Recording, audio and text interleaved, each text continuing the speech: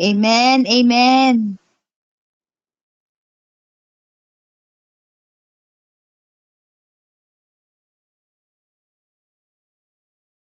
Ayan, saglit lang po naputol yung aking salamin.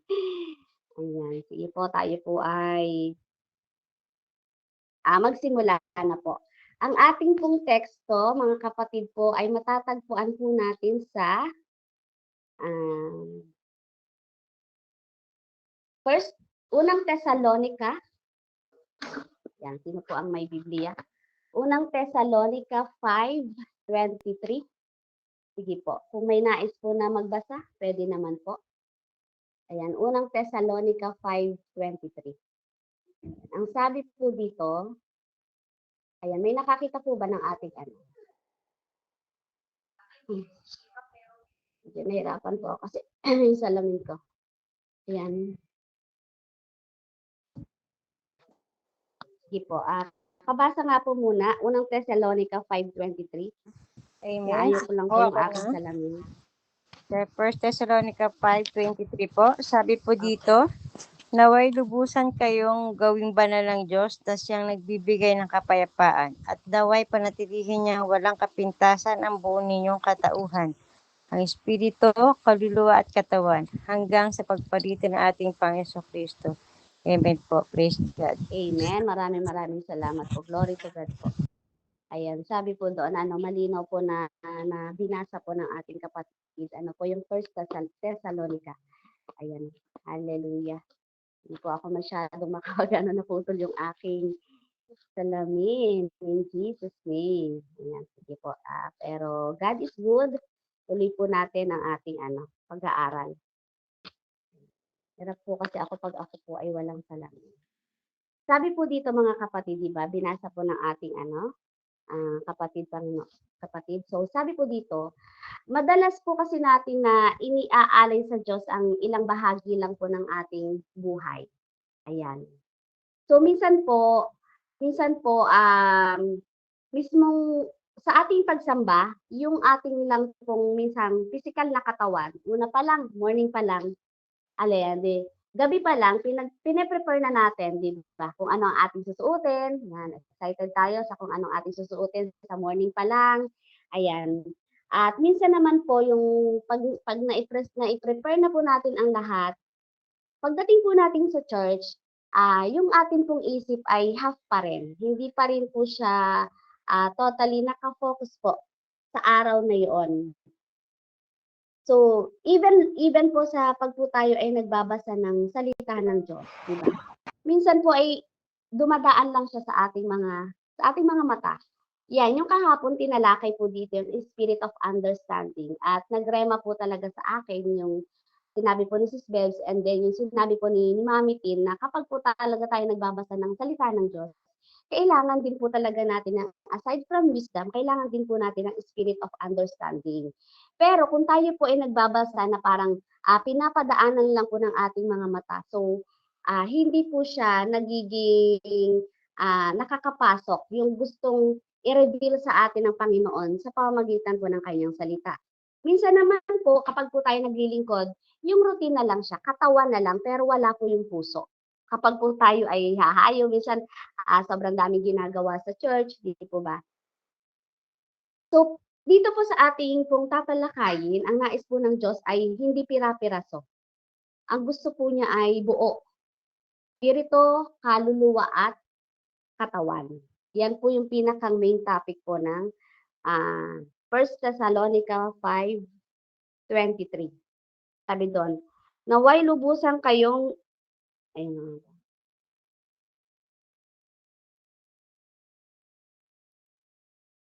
asa na ba yun? Ito ba yun? Hindi ko mabasa. Ayan. Naway lubusan kayong gawing banal ng Diyos na siyang nagbibigay ng kapayapaan. Ayan. At naway panatilihin niyang walang kapintasan ang buo ninyong katauhan, ang espiritu, kaluluwa at katawan hanggang sa pagparito ng ating Panginoong Heso Kristo. So dito po, makikita po natin na yung sa 1 Thessalonica chapter 5:23, ipinapakita po dito sa atin ni Apostol Pablo na ang Diyos mismo po ang gumagawa ng pagpapabanal po sa atin. Siya po ang Diyos ng kapayapaan, yan mga kapatid, na nag-iingat ng ating buong pagkatao. So upang pagbalik po ni Kristo, matagpuan tayong walang kapintasan. So, eto po, sinasabi po dito, meron po akong bago po ako pumunta dun sa mga puntos ko, pangunahan ko po muna ng tanong, and then mamaya po, ibabalik ko po muli yung tanong.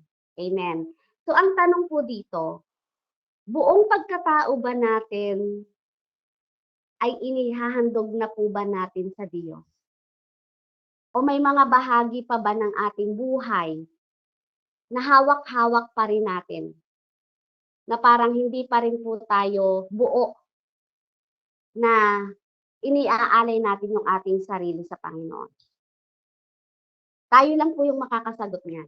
Maybe po, sa atin bilang isang mananampalataya, no? Mas hindi pa tayo natatakot na tayo ay mamatay. Kasi, ayan, may mga ganitong gawain na kung saan ay nagpapatibay sa atin na tayo may lugar sa langit. Amen? Na nasa atin na po ang salvation. Pero minsan hindi siya nagiging kumbaga parang nagiging half minsan yung puso natin kapag when it comes sa mga anak. Yan. Even sa mga trabaho, sa mga business, sa future, kapag nag-iisip po ng mga future, even sa kapag yan may mga malubhang sakit, 'di ba? Parang minsan nararamdaman natin na nagda-doubt tayo sa kakayanan ng Panginoon sa atin. So, anong mafe-feel natin if ever na bigyan po tayo ng isang bagay na, halimbawa, kahit yung pagkain na lang, may nagbigay sa'yo ng kapitbahay mo, pero tira-tira siya. O kaya yung isang masarap na sandwich, pero puro kagat na. Di ba? Unang sasabihin natin, ba't ibinigay ay may bawas na? So, minsan nagagawa natin yung talagang sabihin, yun talaga yung response nating mga tao. Ano po? Ba't nagbigay ay bawas na? Tira na ito So, kung iisipin natin, dun sa ibinigay sa atin ng tao na yun, wala naman tayong ambag dun eh. Di po ba? Di lalo na sa Panginoon. Wala tayong ambag dito sa buhay natin. Even yung ating buhok, bilang niya yan, wala tayong ambag dyan. Wala tayong ambag. Lahat ng meron tayo sa ating physical na katawan, wala po tayong ambag dyan. So, ito pong teksto na ito, pinamagatan ko pong wholeness in spirit, body, and soul. Napakahalaga po pala yun na buo para sa Diyos. Buo para sa Diyos. Imaginein po natin, halimbawa po, kung hindi buo ang isang mananampalataya. Di po ba? Meron pa akong isang illustration kung saan ay makikita po natin yung kapag ang isang tao ay walang laman o hindi buo, no? So, yung imaginein po natin yung isang basong puno ng tubig. Yan, ito po yung kwento ng isang basong puno ng tubig. Isipin natin ang isang basong walang laman. Halimbawa po, inilagay po siya sa altar. Yan. Imaginein po, tayo po yon. And then, nasa harapan tayo ng Panginoon. Inilagay po ang isang basong walang laman. Kapag inilagay po siya sa altar, wala itong pakinabang. Ngunit kapag ito'y puno ng malinis na tubig, nagiging kapakipakinabang para po sa mga taong mauuhaw. So, ganoon din po ang ating buhay. Kung haharap po tayo sa Diyos ng may pira-pirasong pagkatao, ang pinag-uusapan po natin dito, Panginoon, ay mga kapatid, ay yung wholeness, yung buo ng ating pagkatao na dapat alay natin sa Panginoon. Ano po? So, ganoon din po ang ating buhay. Kung haharap tayo sa Diyos ng may pira-pirasong pagkatao, kalahati lang ng puso, kulang ang pananampalataya, may bahid ng mga kasalanan. So, para po tayong baso na walang laman. Ngunit kapag buong-buo po nating inihandog ang ating katawan, kaluluwa at espiritu, yung sinasabi po sa ating teksto, siya mismo ang pupuno at gagamit sa atin para maging pagpapala po tayo sa iba. And that is our purpose. Go and make disciples. Go and preach the gospel. Kasi po, kapag tayo ready na yung ating katawan, kaluluwa at espiritu, pupunuan po yan ng Panginoon para po tayo ay magamit, para maging pagpapala po tayo sa iba. Sabi sa Romans chapter 12 verse 1, ialay ninyo ang inyong mga katawan bilang isang handog na buhay, banal at kalugod-lugod sa Diyos. Amen. So dito po, buo para sa Diyos. Unang puntos ko po, ano yung mga nais ng Diyos na maging buo tayo sa Kanya. Unang-una, sabi po doon, ang Diyos ng kapayapaan ang pinagmumula ng pagpapabanal. So sa atin po palang pamumuhay, dapat po yung ating peace, buong-buo po yan. Kasi po, yung Kristo na nasa atin, the Christ who lives in us, yung Spirit of the Lord na nasa atin po ay He is the true source of peace. So kung siya po yung totoong kapayapaan at siya po ang Diyos ng kapayapaan, yun po, ang dala-dala po nun sa atin ay dapat buo po yung kapayapaan natin kahit na po tayo po ay may mga pinagdadaanan. Amen.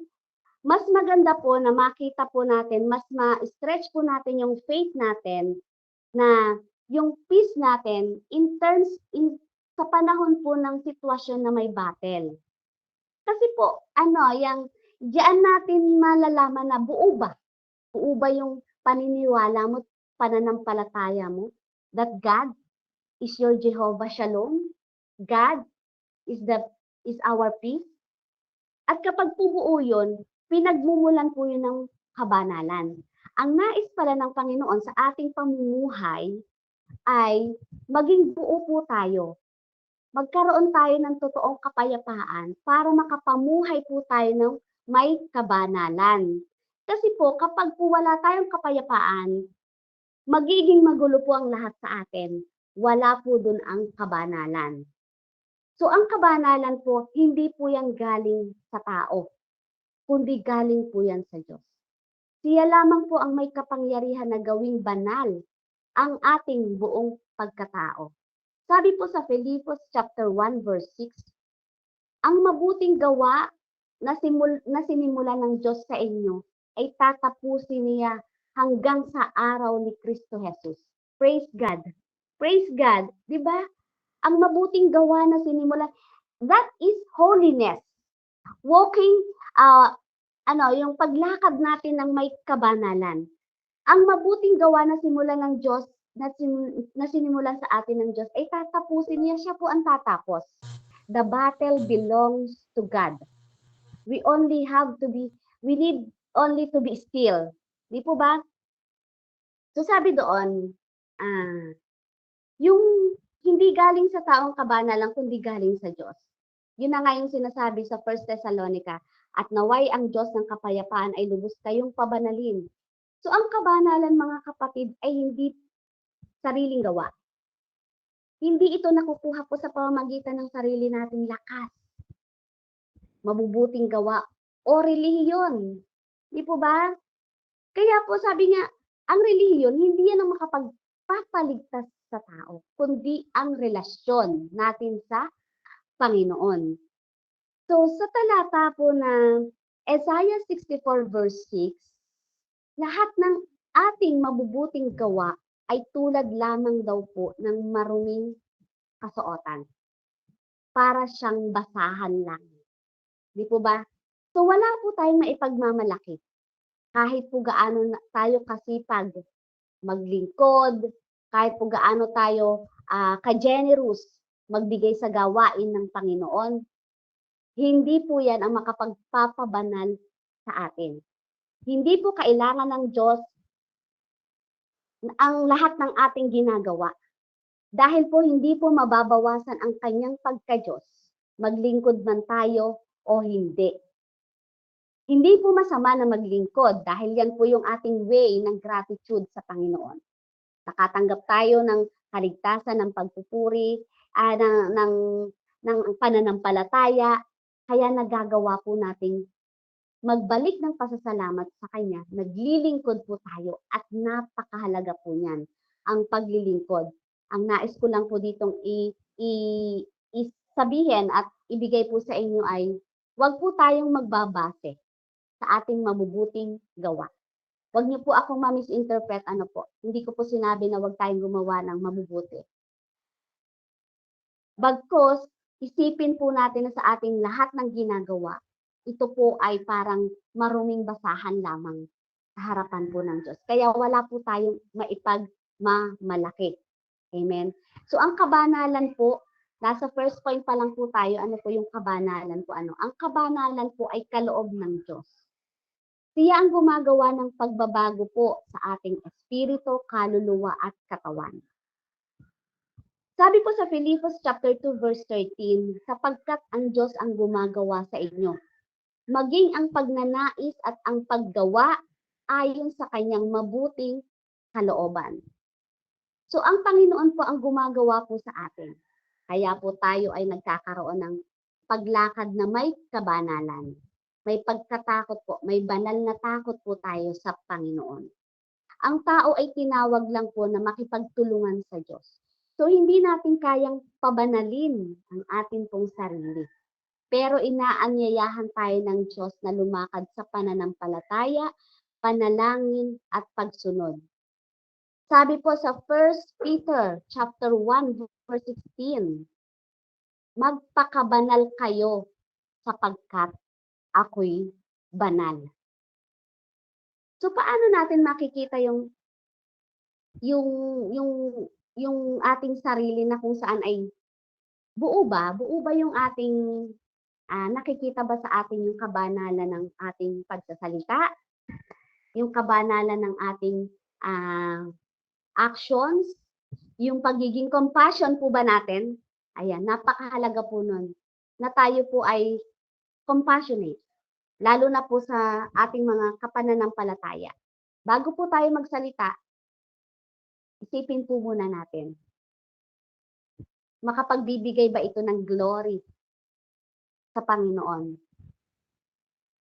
Ang pag-iisip bago po magsalita, na sinisik natin yung gustong sabihin ng Panginoon, yun po yung ating gagawin. Madali pong magsalita. Madali pong mag-reason out. Madali pong ipaglaban yung ating mga, di ba, yung ating mga pinapanindigan. Pero hindi sa lahat ng ating paninindigan ay kalooban niya ng Diyos. Minsan, ang kalooban ng Diyos ay be compassionate. Diba? Magkaroon ka ng tamang lapat ng puso sa iyong kapwa. Kasi baka hindi mo lang naiintindihan na sige, nagre-reason out ka, pero hindi mo alam na may battle na pala yung kausap mo. So, laging napakahalaga na isik natin. Isik natin yung holiness, yung kabanalan ng Panginoon. Maging buo po tayo lagi. Maging buo po tayo. At isantabi natin yung ating mga bugso ng damdamin. Napakahalaga po sa isang ganitong pagtitipon na ang nag-glorify po ay Panginoon. Kung tayo po ay humahawak ng isang ministry, makita sa atin yung kabanalan po. Lalo na po when it comes to leadership. Hindi mo pwedeng sabihin sa isang tao na nag-base ka lang dun sa standard mo. Kasi, ang holiness po, it always based in God's perspective. Dun po tayo lagi. Yun po lagi. Kasi buo siya. At hindi pwedeng magkamali kapag naramdaman mo yung Holy Spirit sa'yo. Na yung ang lahat ng sinasabi mo ay parang mag-glorify ang Panginoon. Kaya nga 'di ba, kapag ang isang tao kaharap mo, tapos ang dami niyang sinasabi, pero ikaw nananatili kang mahinahon, yung pitch, yung tone ng boses niya hindi mo tinataasan din. 'Di ba hindi mo tinataasan? hihinahon yan eh. Hihinahon yan. So, yung kapayapaan na andun. So, sabi doon, yung kapayapaan galing sa Diyos. So, yun ang nagpapabanal sa atin. Yung peace ng Diyos. So, panatilihin natin na laging may kapayapaan. Kasi, mas makakalakad tayo ng maayos sa kabanalan po ng Panginoon. Magiging buo po ang ating pagkatao. Ayan po. At nais po yun ng Panginoon. Wholeness. Buo para sa Diyos. Subukan po ninyo rin sa loob ng tahanan, di ba? Napakasarap ng may kapayapaan. Kasi, po, pag ikaw nagalit, alam mo na kapag salita ka ng ano, ang bilis ng kaaway, dire-diretso bibig mo. Yan, ang bilis ng kaaway. Grabe, mabilis ang kaaway. Kaya po, wag po nating bibigyan. Yan, bibigyan po ng pagkakataon ang kaaway. Kung hindi mo pa alam ang gagawin mo, have peace. Magkaroon ka muna ng kapayapaan una sa sarili mo. And then, yung flow ng Holy Spirit, yung holiness ng God, yun po ang bubuo sa iyo mismo. So, pangalawang puntos po tayo mga kapatid. Sabi doon, ang hinihingi ng Diyos para po sa atin, ito po, at naway panatilihin ninyong walang kapintasan ang buo ninyong katauhan. Ito na po yon, ang espiritu, kaluluwa at katawan. So buong pagkatao ang nais na ihandog ng Diyos, na ihandog natin sa Diyos. So sa espiritu, ano po ba yung espiritu? Ang pag-uusapan po natin, dapat po maging buo po pala tayo sa espiritu, katawan at kaluluwa. Andyan pa po ba kayo? Kahit naman po kayo dyan, baka po ako po hindi na naririnig. Ayan. So ang espiritu po, ito po yung nakikipag-ugnayan po sa Diyos sa pagsamba at pananalangin. So nais po ng Diyos na ang espiritu po natin ay buo po nating ihandog sa Kanya. Sabi po sa John 4 verse 24, ang Diyos ay espiritu at ang mga sumasamba sa Kanya ay dapat sumamba sa espiritu at katotohanan. So kung ang Diyos ay espiritu at ang mga sumasamba sa Kanya ay sumasamba sa espiritu at katotohanan, tayo po bilang mga nakakilala sa Panginoon, napakahalaga po sa atin ang pagsamba. Di po ba? Napakahalaga po sa atin ang pagsamba. Bakit? Kasi po, kapag po tayo ay sumasamba sa Panginoon, yung ating pong espiritu ay nakikipag-ugnayan po sa espiritu po ng Diyos. Sa lumang buhay ko po, nung sa Katoliko po, wala po dito talaga yung kabuuan ng espiritu ko when it comes po sa pagsamba. Sunday, excited kami mag-anak, ayan, magpe-prepare ganyan, pupunta po kami sa simbahan.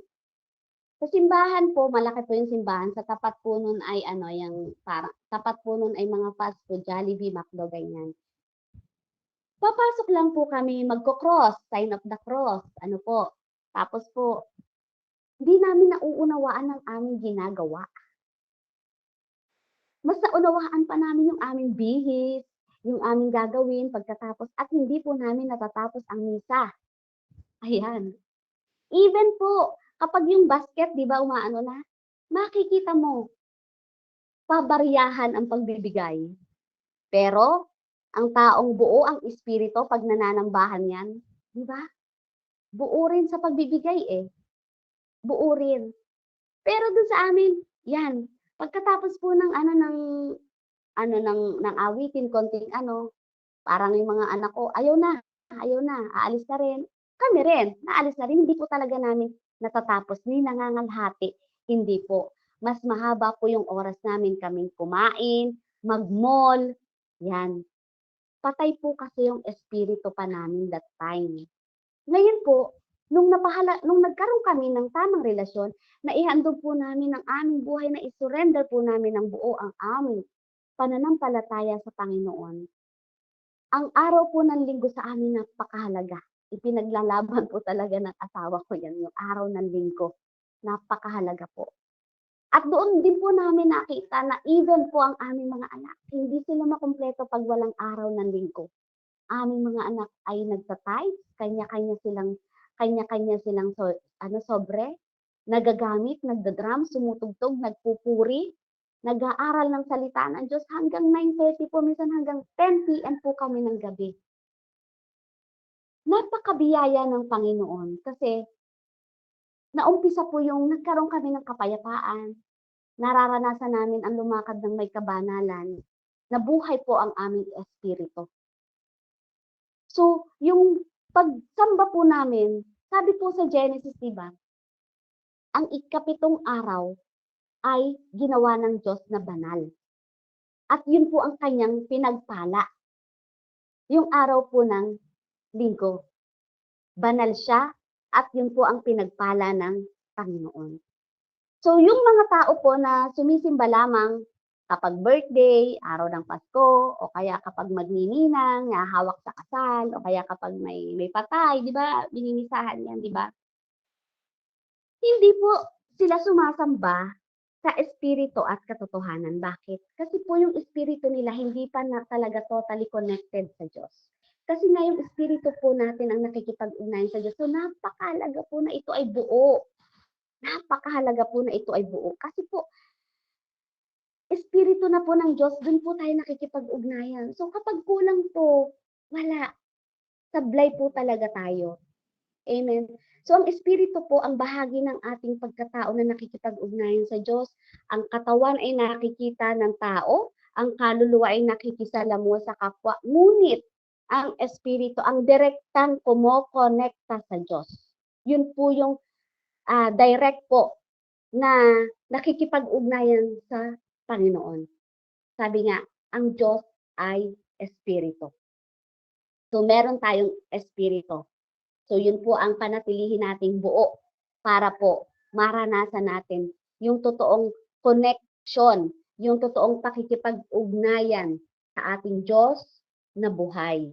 Sa pamamagitan ng espiritu tayo ay nakakaranas ng tunay na pagsamba at ano pa po, kalapitan sa Diyos. Pag buhay ang ating espiritu, alam niyo yun, meron kang gusto mo lagi na mananalangin ka. At iba ang pananalangin mo. Hindi siya yung pananalangin na Hail Mary, full of grace. Yung mga ganyan po. Diba? Ganun yun sa Katoliko dati, di po ba? At dito po, ang pananalangin ay yung heart to heart, puso sa puso. Andiyan na nga yung tulong-tulo na. Tulo na ang sipon mo. Di po ba? Tulo na ang luha mo. Magsasalib versa na sila. Di ba? Minsan yung halalasahan mo na. Bakit? Kasi buhay na buhay yung espiritu mo that time na ikaw po ay patuloy na nagsisik sa presence ng Panginoon. So, buong espiritu po ang ikahandog natin. Hindi po sapat na panlabas na anyo ng pagsimba o relihiyon. Ang nais ng Diyos ay isang pusong dalisay at espiritong tapat. Di po ba? Ayan. So, paano natin ibibigay ang espiritu bilang handog? So, una, sa pananalangin. Di po ba? May nananalangin kasi talaga, dati, so, pinagod mo na ng todo yung sarili mo, nakalimutan mo ng maglaan. Maglaan ng lakas. Alam mo yun, mag-reserve na ialay man lang, ihandog yung espiritu mo sa Panginoon. Na sa tuwing mananalangin ka, yung feel mo talaga yung presensya ng Panginoon. Andun yung kalapitan na parang andyan siya. Na parang hawak-hawak ang kamay mo. Di po ba? Minsan, yung sa pananalangin pa lang, hindi na tayo nagiging buo. Mananalangin tayo, kinabukasan na yung amen. Kasi nakatulog na. Amen. Di po ba? Mananalangin tayo ng, Lord, bahala ka na po, matutulog po ako. Salamat po. Amen. Di po ba? Oo ba yun? Amen po mga kapatid. Andun ba yung kabuuan ng espiritu natin? Simpleng pananalangin po, pero alam niyo po ang pananalangin napakalaking bagay po para po mas lalo pong mabuhay ang ating espiritu. Even sa pagsamba, di po ba hindi lang awit o kilos, kundi pagsamba mula sa kalooban, doon sa kaloob-looban ng iyong sarili. Sisimba ka, pero nasa likuran mo naman, di ba? Parang hindi mo meron kang konting, may impact na konti siya sa'yo. May mga kasister ka dyan sa church na parang dinadaan-daanan mo na lang kasi parang hindi mo feel, hindi mo trip, or na-offend ka, nasaktan ka, kaya nagsiset ka ng boundaries, iniiwasan mo, pero todo taas ka ng kamay mo. Amen? Hindi siya whole. Hindi whole. Kasi ang pinag-uusapan po sa espiritu ay puso. Puso po, kung ano yung laman ng puso mo. Hindi natin yan maitatago sa Panginoon. Never natin. Pwede mong madaya. Ang kalapit mo, ang kaharap mo, ang mga kasister mo, ang pamunuan. Pwede mo yung madaya. Magbeso-beso ka, di ba? Ngumiti ka. Pero yung puso mo, once na bumuka na ang bibig mo sa pag-worship mo, sa pagpupuri mo sa Panginoon, dapat inialay mo na, binuo mo na yung puso mo sa pagsamba sa Kanya. Amen? So sa pagsuko po, kailangan din yun. Totally surrendered po tayo. So kapag buo nating inihahandog ang ating buhay, pinapabanal po niya ang ating espiritu. Amen po. Sige po, pakibasa nga po, Sis Beb, sa Efeso chapter 2, verse 1 to 5. Kaya niyo po ba, Sis Beb? Efeso Amen. chapter 2, verse 1 to 5. Sige po. Efeso chapter 2, verse 1 to 5 po. Ano? Sabi po dito, hallelujah, noong unay, patay kayo dahil sa inyong mga pagsuway at mga kasalanan. Sinusunod ninyo noon ang masamang takbo ng mundong ito. At napailalim kayo sa pinuno ng kapangyarihan sa himpapawid. Ang espiritong naghahari sa mga taong ayaw pasakop sa Diyos. Ang totoo, tayong lahat ay dati ring namumuhay ayon sa pagnanasa ng ating laman at sumusunod sa hilig ng katawan at pag-iisip. Kaya't sa ating likas na kalagayan, kabilang tayo sa mga kinapopuotan ng Diyos.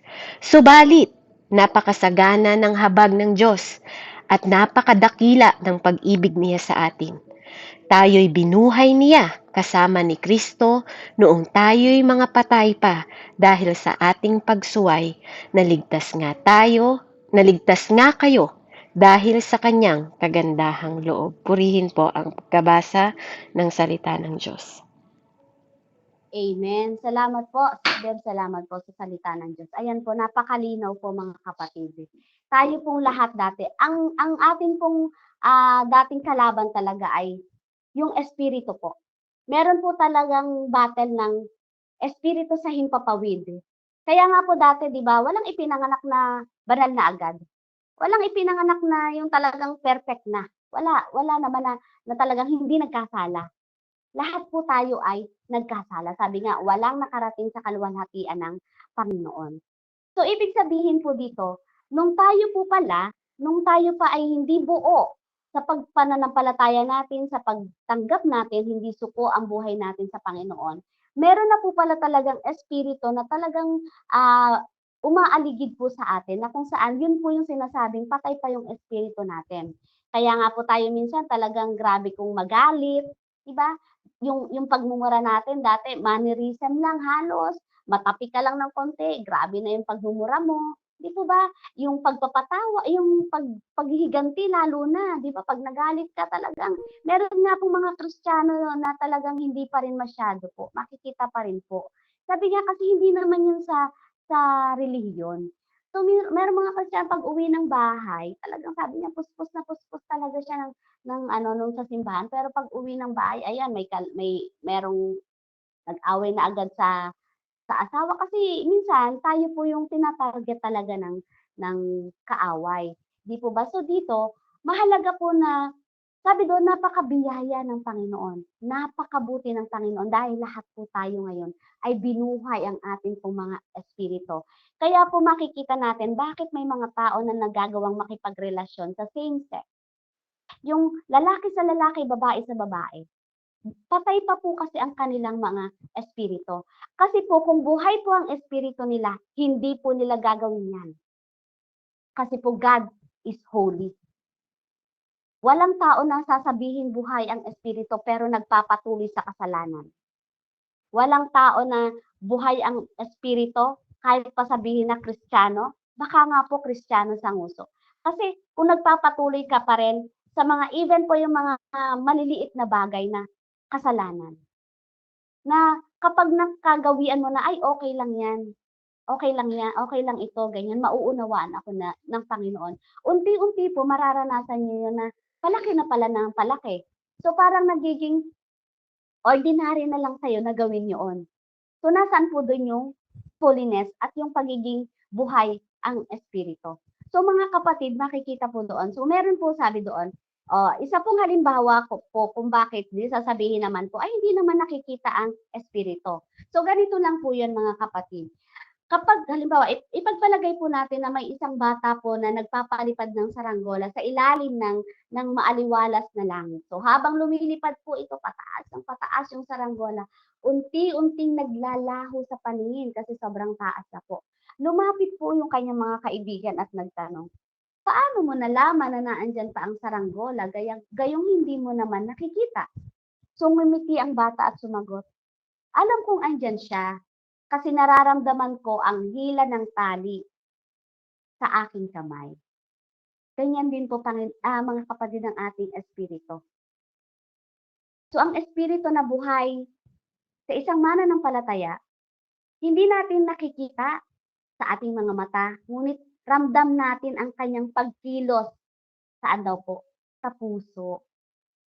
So sa tuwing tayo'y ginagabayan, pinapalakas o itinutuwid niya, nararamdaman natin ang hila ng espiritu na nagdadala sa atin sa tamang direction. Yung tamang pamumuhay.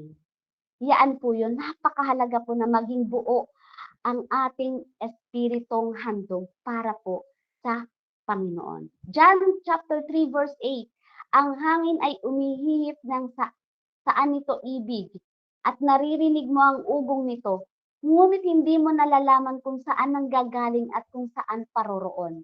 Gayon din ang bawat ipinanganak ng espiritu. So wag po nating i-half. Ano po, lagi po nang gawing whole. Buo po ang ating espiritu na ihahandog po para po sa Panginoon. So ano naman po ang katawan? Ay, ang kaluluwa po. So kung may espiritu po na sinasabi sa 1 Thessalonians, ano naman daw po ang kaluluwa? Ang kaluluwa po ay para sa ito.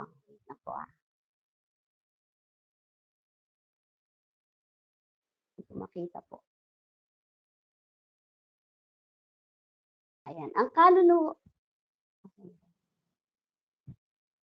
Ang hirap po ng salamin ay naputol. So, ano naman daw po ang kaluluwa? Ang kaluluwa naman po mga kapatid ay, ito po ay yung tumutukoy po sa kabuuan ng ating pagkatao. Ang ating isipan, damdamin, at kalooban. So, sa madaling salita po, ito po ay ang ikaw bilang isang tao. Ang kaluluwa po ay may damdamin, kaya nga po tayo nagkakaroon ng kaligayahan, minsan kalungkutan.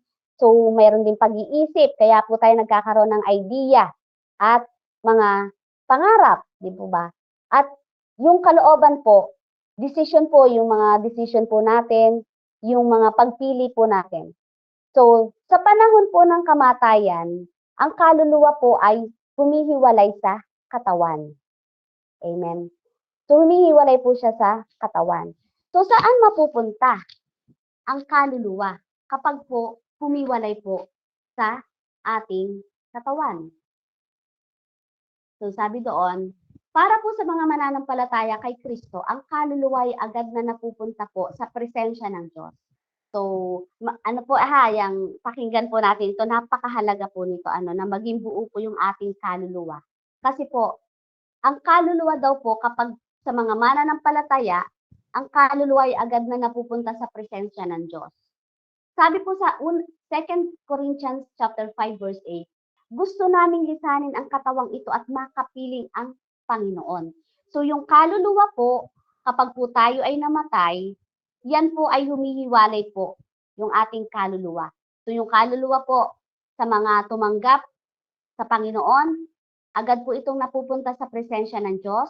Sabi po sa Lucas chapter 23 verse 43, sinabi ni Jesus nung naandun po siya sa cross, sa cross, sinabi po niya dun sa magnanakaw, katotohanan sinasabi ko sa inyo, ngayon din ay kakasamahin kita sa paraiso. So, ibig sabihin, ang mga tumanggap kay Jesus bilang Panginoon at tagapagligtas ay agad na sumasama sa Kanya sa kaluwalhatian. So, para naman po sa mga hindi sumasampalataya, ang kaluluwa ay napupunta sa lugar ng kaparusahan. Di po ba? Alam naman natin yung kwento ni Lazaro at yung pong mayaman, di po ba? So, ang mga tumanggi kay Kristo ay hindi mapupunta sa presensya ng Diyos, kundi sa lugar ng pagdurusa habang naghihintay ng huling paghuhukom. So, sa huling araw po, sa pagbabalik po ni Jesus, ang mga patay po ay muling bubuhayin at muling pagsasamahin ang katawan at kaluluwa. So, sa 1 Thessalonica chapter 4, verse 16 to 17, ang mga namatay po kay Kristo ay unang bubuhayin at pagkatapos tayong mga buhay pa ay aagawing kasama nila upang salubungin ang Panginoon sa himpapawid. Yan po ang sabi sa Biblia. Kaya't pansamantala po ang kaluluwa po ay nasa kaluwalhatian, pero sa huling araw ay ibabalik sa muling binuhay na katawan. So ano po ang ibig sabihin dito? Kung tayo ay kay Kristo, ang ating kaluluwa ay diretso sa presensya ng Diyos pagdating ng kamatayan. Kung wala kay Kristo, mapupunta ito sa kaparusahan at hiwalay sa Diyos. So kaya napakahalaga po na ang buo po nating kaluluwa, ano po yung kaluluwa? Yung ating buong pagkatao, isipan, damdamin at kalooban ay buo po nating ihandog sa Panginoon. Amen? Dahil po yung katawan, yun po yung ginagamit natin upang maglingkod, gumawa ng mabuti at magpuri. Kung hindi po buo ang ating katawan na inihahandog natin sa Panginoon, tayo po ay may maskara kapag po tayo ay naglilingkod. Alam niyo yun, yung parang para makita. Wow, grabe ang ano nito Wow, ang galing niya. Glory to me ang nangyayari. So hindi buo ang iniaalay niya sa Panginoon. Even yung kanyang mga ideas, wow, all things are prepared. All things are prepared kapag siya ay mag-aano ng mensahe. Hindi po ba? Pero seek yourself.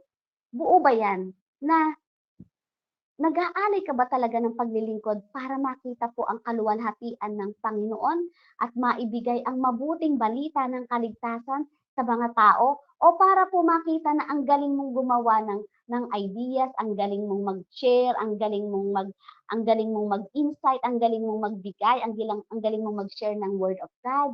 Di po ba?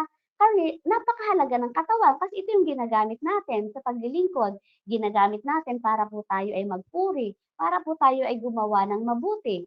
Sabi nga, ulitin ko po, sa Roma 12 verse 1, iaray ninyo ang inyong katawan bilang handog ng buhay, banal at kalugod-lugod. So sa panawagan po, di po ba? Hindi lamang bahagi ng ating sarili ang nais ng Diyos, kundi buong pagkatao. Kasama po dun yung espiritu at kaluluwa po natin. Amen po. So, ayan. So, dako na po tayo sa, maliwanag po yung kaluluwa, ano po, yun po ay yung pumupunta sa sa Panginoon, yung lahat po ng nakatanggap. And then, humihiwalay po yung ating kaluluwa po. Yung espiritu po, bumabalik po yan sa Panginoon po, and then yung katawan po natin, maliwanag po, So, dako na po tayo sa pinakang huli po natin. Ano po yung nais pa ng Panginoon na ibigay natin? Ang buhay po na walang kapintasan ay paghahanda sa pagparito ni Jesus. Sabi po yan sa Thessalonica, sabi doon,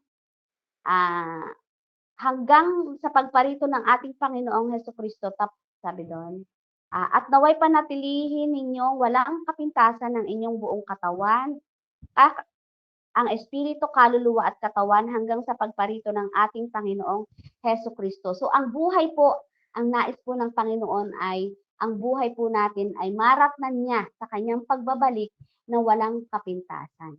So bakit mahalaga na buo tayo sa pagdating ng Panginoon?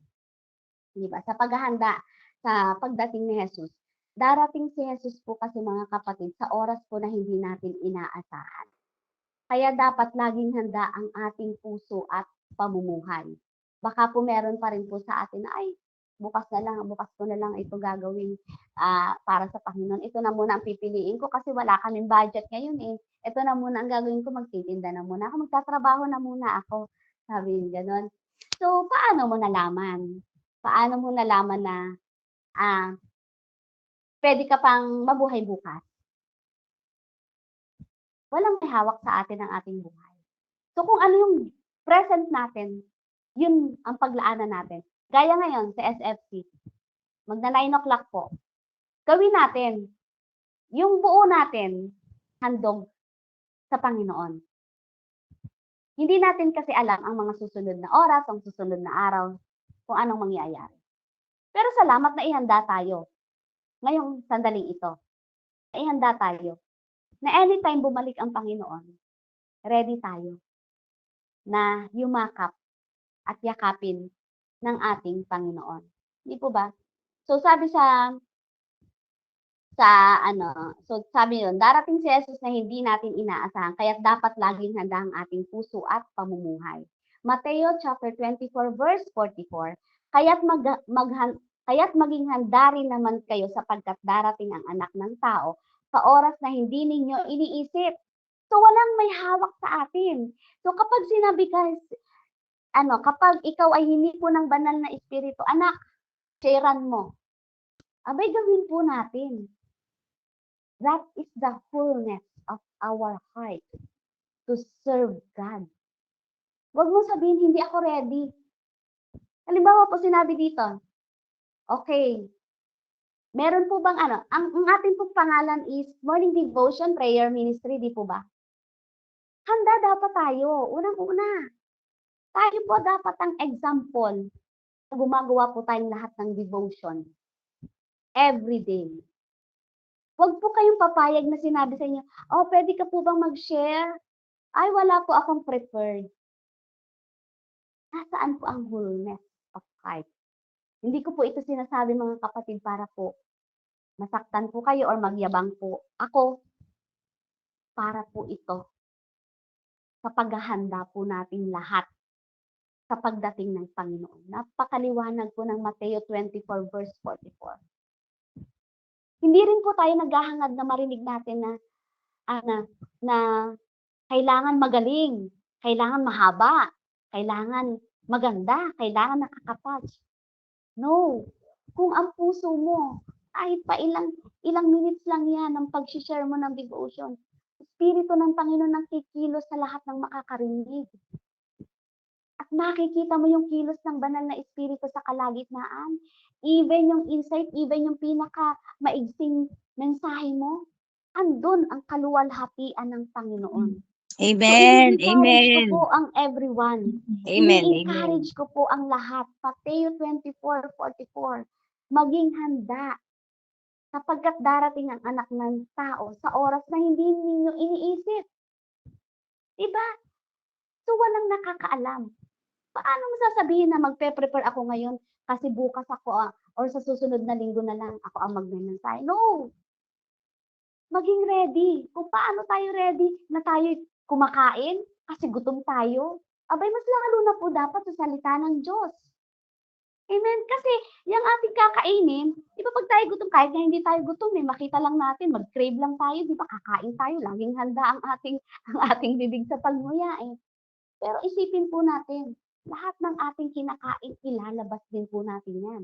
Pero lahat yung preparation na gagawin natin para sa Panginoon, kung buo po tayo, buo po yung paghahanda natin, buo po yung ating kaluluwa, espiritu, lahat, puso, isipan, lahat buong pagkatao.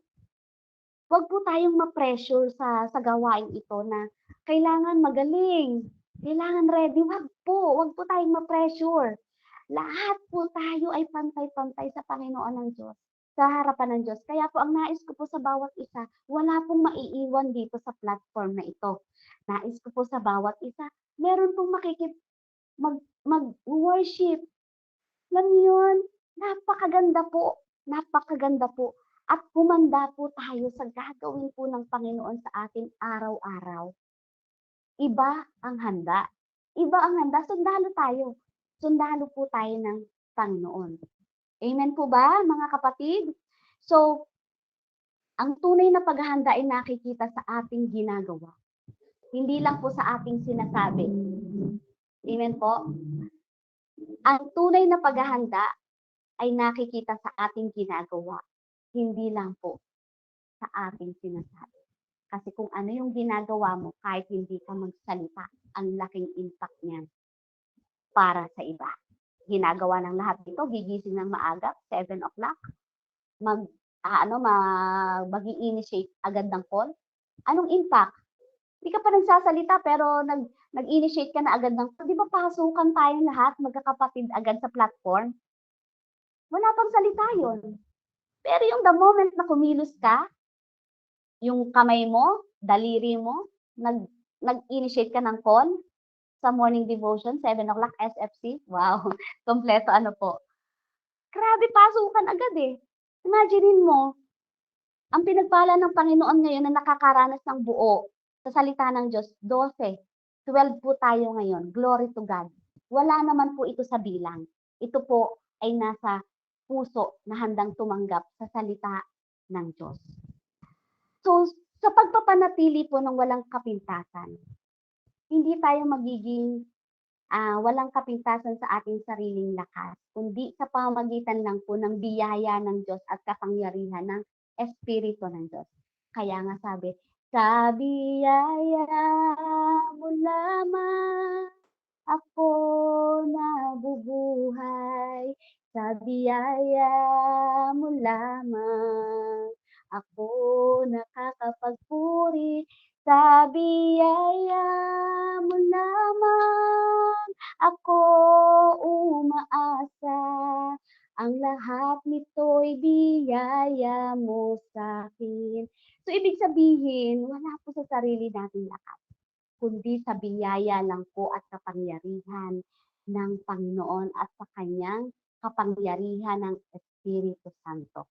Amen po. Kung tayo patuloy na lumakalakad sa pananampalataya, ang Espiritu po ang humuhubog sa atin para po maging katulad ni Kristo. We are wonderful and fearfully made. Tayo po ang pinakamagandang likha ng Panginoon. So, hindi perpektong buhay ang hinihingi ng Diyos, kundi pusong buong nakasuko sa Kanya. Kasi kung hindi po nakasuko, hirap po tayong ibigay ang ating kabuuan sa Panginoon. Baka pagharap natin sa Panginoon, nilikha kitang buo Nilikha kitang walang kapintasan kasi ang Diyos perfect. So, natural lang ng mga nilikha niya. Di ba? Maibigay natin sa Panginoon. Sabi niya, nasa na? Nilikha kitang may espiritu ka. 100%. Pero bakit nung nabubuhay ka, 20% lang ng spirit mo ang gumagana? Binigyan kita ng buhay, nilikha kita, na may kaluluwa ka. May damdamin ka. Di po ba? May isipan ka. Kaya mo nagawang mangarap, mabuhay, ng maayos sa mundo. Pero, yung iyong kaluluwa, paano ko tatanggapin ngayon? Kung hindi naman buo. Pero binigyan kita ng kaluluwa na buo eh. Kaya nga ako naririto kasi gusto kitang makasama sa kalangitan, sa paraiso. Pero bakit binawasan mo? Diba? Binawasan mo. Napagtagumpayan ko na yung lahat eh. So, ibig sabihin mga kapatid, may part sa talaga tayo. May part po talaga tayo. Nilikha kitang ang katawan mo naman. Okay. Kaya nga mga kapatid, iba, merong mga tao na kahit sila pilay, nabubuhay sila.